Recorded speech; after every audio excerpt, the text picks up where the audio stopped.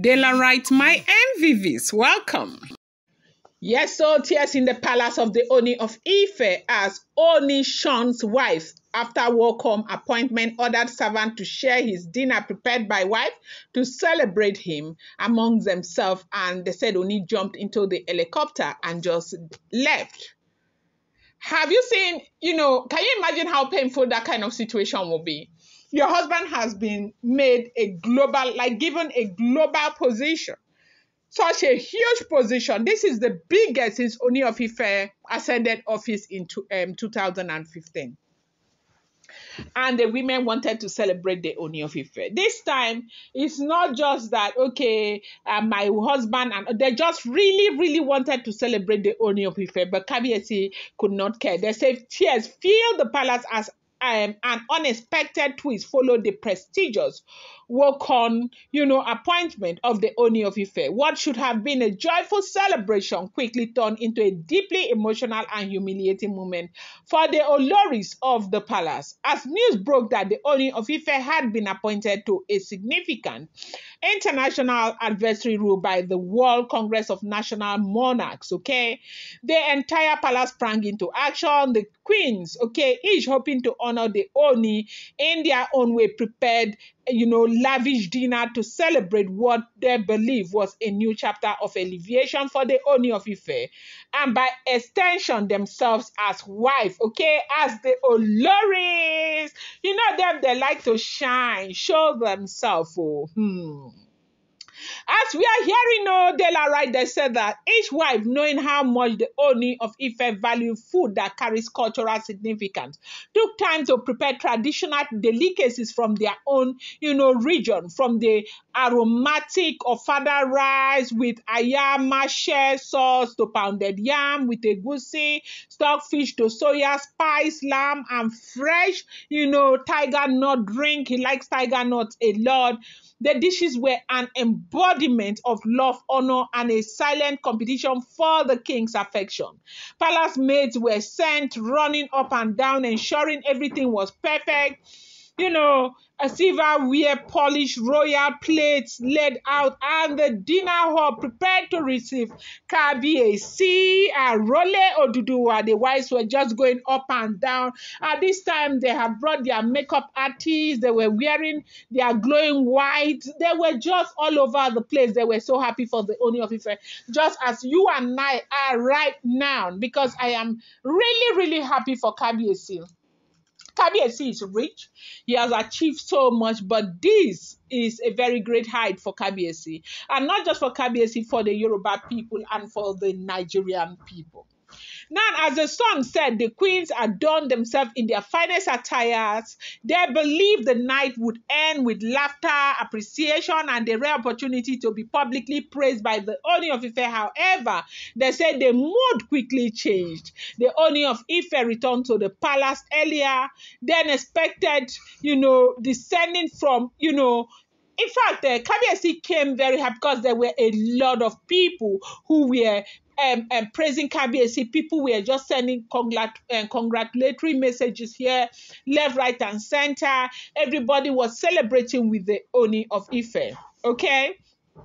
Now we have that. The Ooni of Ife had returned to the palace earlier than expected, though. Of course, descending from his helicopter. Okay, he, most times when they are leaving Ile-Ife, right now, he doesn't go with the car again. He goes with the helicopter, okay? So while they were preparing, Kabiyesi, came back, okay? And everybody was happy because people were trooping him in left and right, trying to, kind of come and greet and all of that. They said he didn't even ask to see any of the queens, okay?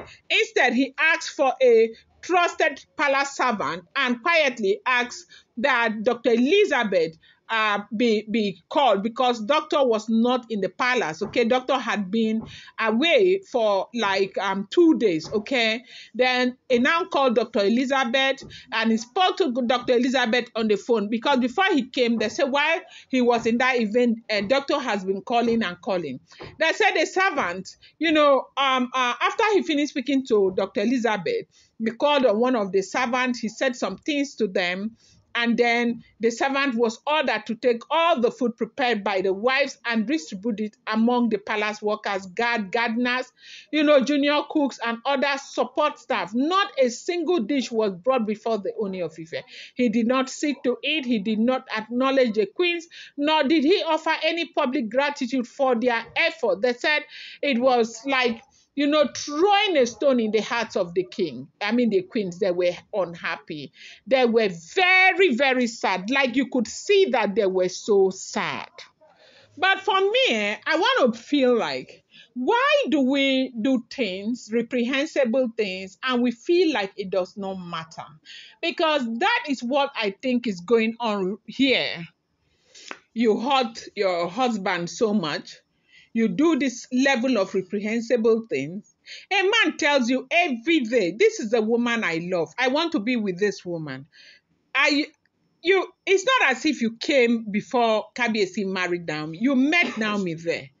And the thing is that you guys are already very many. If it is not something that looks as in destiny is just trying to tell you that you don't belong there, why would you not allow this man? You keep fighting him and fighting. You have fought him to a point where he does not even see you guys as anything again.